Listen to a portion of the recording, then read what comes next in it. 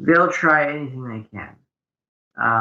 We've seen governments generally go to mass murder of entire populations to achieve their goals. So there's nothing that they won't try. There's nothing that they won't try. They will try everything. The question is, what can they do?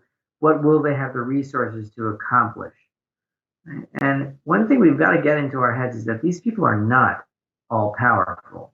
A lot of them are clowns, and a lot of them are stupid. We like to build this picture in our heads that these are like the ultra genius brain pulsating evil people that can do anything they want, but because they control so many. But they don't really. The mechanism by which they control so many is the purchase power, the purchasing power of the currency that they emit. Right? Once that no longer has purchasing power, then let's say somebody high on top that wants to, let's say, harass the gold bugs or the stackers, they want to pay someone to go to research who exactly they are, where they live, to go into their houses, risk their lives, maybe they're armed, who knows, and take their stuff. And how many people do you need to accomplish this, in how many countries? The thing is, you need money with purchasing power to accomplish this, and you need to do it globally. There's too many of us because there aren't that many on the top in the elite. They make a lot of noise, just like the woke make a lot of noise, and the people that don't believe in men and women anymore make a lot of noise. But if you're going to take a poll, and it was, let's say required that everyone on Earth were to take a poll, do you believe that there are men and women? Something, I would have no doubt that over 90% would say yes, there are men and women. And so there aren't many of these people, and we shouldn't keep giving them power that they don't have. So yeah, they'll try whatever they can try, but once their currency can no longer purchase much, then let's say Klaus Schwab. I'm just picking a name off the top of my head. He pays somebody to go to Dunnigan's house and take his gold. But what if the money that he's going to pay this guy to take your gold can't purchase anything? So what motivation would he have to go and take your gold?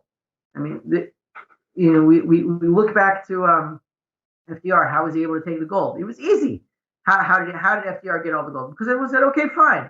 FDR said, I'll buy your gold for $21 an ounce. Everyone said, sure, I'll help my country. I love my country. I'm a patriotic American. Here is my gold. Give me $21 and I've helped my country and God bless America. Are people going to say that now? No, they're not, because they know that the whole system is corrupted. So it's not going to be that easy to attack the stackers. You have to have some faith in our power too, because even though each of us is much less powerful than any given elite that is mentioned in the mainstream media, all together, we are much, much greater and much more powerful, and we have real money. So you have to have some faith in yourself and some faith in ourselves that we can network, that we have real power, that they really don't, and have some faith in your ability to change the world, because just by buying gold and silver, I guarantee that's what you're doing. Two things come to mind when you describe what you just did. One is that just as you mentioned the positive reinforcement mechanism of printing more currency and then paying that to the banks, and then you owe them and more interest, and so you have to print more currency to pay off that interest, is a exponential growth function. It seems that you could do this Operation Gold Grab by paying your minions with gold or silver, and that would be a small fraction of the stuff that you go and grab. I mean, that's what pirates do, right? They pay off their crews with part of the spoils. The other thing you mentioned was this idea that we can do something and should do something and must do something. Can you address some specific things you think people can and should and must do? Okay, so in terms of let's say the elites can spend their gold and silver into the economy and acquire the resources they need to achieve whatever force they want, whatever negative force they want, they could do that.